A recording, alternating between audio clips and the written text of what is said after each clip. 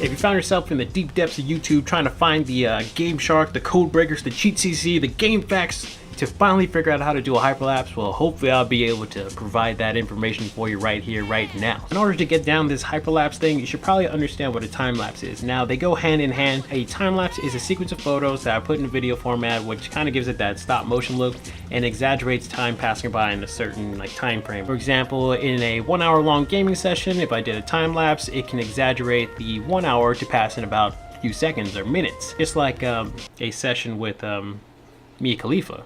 It would only last seconds. So what a hyperlapse does introduces camera movement. And what I mean by that is you'll be physically moving slow in time, but everything around you is moving really fast, which gets the hyper portion, hypercut. You're just being flashed, just running through the city and everything around you is going really slow.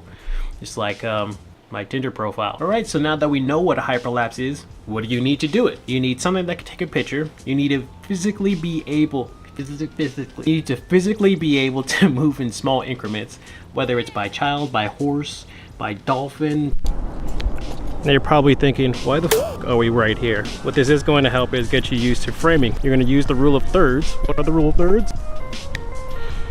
That's the rule of thirds. You're going to use the top and bottom line to pretty much level out your shots between each frame. Right here I'm using right at the bottom of the street right here, and just kind of like a corner, these like corner references, just going to pretty much level up our shot. Step forward, line up the shot again, take another step forward, line up the shot, rinse and repeat. Step over a child, and if you're stepping over a child, you want to make sure they're horizontal, not vertical. Take a picture and take another half step forward. Now you're going to want to keep your steps as consecutive as possible, because say if you have objects on the sides or something, you'll be able to notice the skipping between each frame. Some serious patience, because you will get a little antsy of how tedious it can be. If you're taking 120 pictures or 240 pictures, that's going to be 120 steps, 240 steps. What you mean, oh, I gotta take 120 steps? You signed up for this shit. Alright guys, so you got to the last frame of your hyperlapse. Congratulations. You took your final picture. You have thousands of pictures to go through, sorry, but you know it's all gonna pay out in the end. Now we're gonna go ahead and jump to the software portion of this whole video. I use Adobe Premiere and After Effects, so I don't use anything else. Sorry if you guys were hoping I use Resolve or anything. I don't use that. Alright guys, welcome. We are here at the desktop. Got my red car ready in the background. Fuck. So we're gonna be starting this off with Adobe After Effects. This is the program we're gonna be using to render our photos into a video format. As I mentioned earlier about the time-lapse portion. Stop. But I realized somebody else has this exact same workflow, so I'm just gonna go through a speedy, supersonic, fast and furious explanation that you go step by step, and hopefully you'll get along. Hopefully it all makes sense as long as you get the general idea of Adobe Premiere and After Effects. So here we go. Chapter 1, After Effects. Step 1, open Adobe After Effects. Step 2, import your hyperlapse, find it where the file is, go to the first image, click it, go to the final image of the hyperlapse, click End Shift. This way it will get all of them in between. Step 2.5, make sure to click Camera Raw Sequence. Step 3, drag file into the timeline. Step 4, go to Composition and select Add to Render Queue. Step 5, choose the file type or location. Default's just fine. Step 6, render and let After Effects do its thing.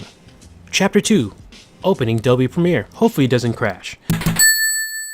Step 1, start new project. Step 2, start new sequence to desired resolution and then frames per second. Step 3, import hyperlapse. Step 4, drag onto the timeline. Now the hyperlapse is a huge resolution video, so you want to make sure to keep sequence settings when you do drag it onto the timeline. When you do hit the keep sequence settings, the image will show 2 black bars on the sides most of the time. Just go into effects and scale it up to make it disappear. Step 5, go to sequence drop down menu and select render entire work area.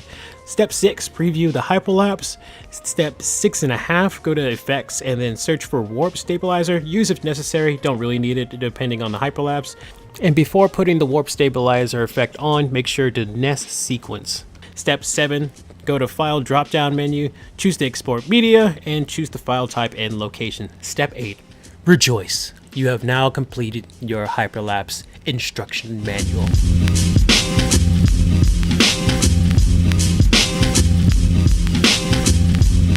gonna leave some tips for you guys, some things I learned along the way. No rating system, no like 1, 2, 3 or 500 best Pokemon, you know, it's nothing like that. I'm gonna try my hardest to speed through these because they're key points, but they don't need that much explanation. And if you guys have a general idea of photography or videography, hopefully you'll be able to get it. If you guys don't, leave some comments below. I'll be more than happy to help. The first one is, what my photography lacks is exposure. As you're walking down the street, coming out of building, going in and out of buildings, or just, you know, maybe the sun might pass and cover the sun for a minute, you want to keep an eye on your exposure because it may change dramatically as you go throughout your hyperlapse. And to aid your exposure, filters. They'll help you out a bunch, especially if you have a variable ND filter, because when your exposure changes, all you gotta do is just do a quick turn on the actual ND filter itself, and there you go. You have a stop or half a stop depending on how much you need, and you know that it really will help you out instead of going through the goddamn menus. Sony, saying this from the perspective of using an actual time-lapse function in your camera, because sometimes you can't change the shutter speed if you already started it. But anyway, if you are interested in using a polarizer, say if you're exposing for like the general area and the sky starts to get blown out, you can use a polarizer to get the blues back in the sky. Just like what my financial situation needs is stabilization. Gimbal's gonna open up a lot of doors for you. Lower shutter speeds for darker situations. You won't have to use a warp stabilizer. And 3, I don't fucking know. As I mentioned in the beginning of the video, you know, you have to take a picture and reframe and then take a picture and reframe. Compared to using it on a gimbal, all you gotta do is either have an intervalometer or use your time-lapse app or function inside your camera and pretty much start it, put out whatever interval you feel is necessary, choose your shutter speed, and just walk. If you're using gimbal for hyperlapse, make sure you're using the chicken head mode where the camera stays still but everything else moves, because if you have the pan tilt, any movement will move the camera and just ruin your frame. Trust me, I know, I've been through breakups over it. It sucks. And the next tip is more for somebody who's going for a little bit longer of a hyperlapse, something over 500 photos, I would say. Use a fast read and write speed memory card, because I was using this one. I was using that card and I only was able to shoot up to about 250 or 300 photos before the buffer started to kick in. The camera was really slowing down to write the photos onto the card, even though I was still taking pictures. And now one of the other ones is, these are going to be huge files. Some cases, maybe 500, 1,000, 2,000 photos, especially if you're doing a longer hyperlapse. Files are going to be huge.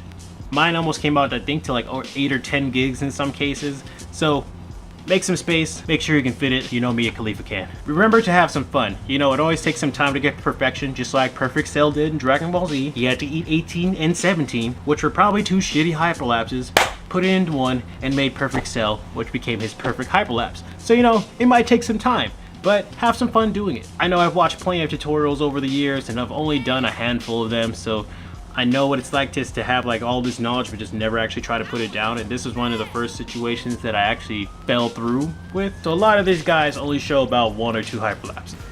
But I wanted to throw in more than just one hyperlapse. I wanted you guys to see the actual progress I did in doing these. Compared to when you're doing a hyperlapse, you really got to slow down and, you know, think about your composition as you're doing it. With that said, hopefully you guys will be able to take something from this tutorial. If you guys did not like this video, sorry. There are other YouTubers out there that might fulfill your needs, and if I don't, then, you know, there's no problem with that. You know, to an extent, until the next unscheduled video, peace and much love to you. We'll see you guys in the next one.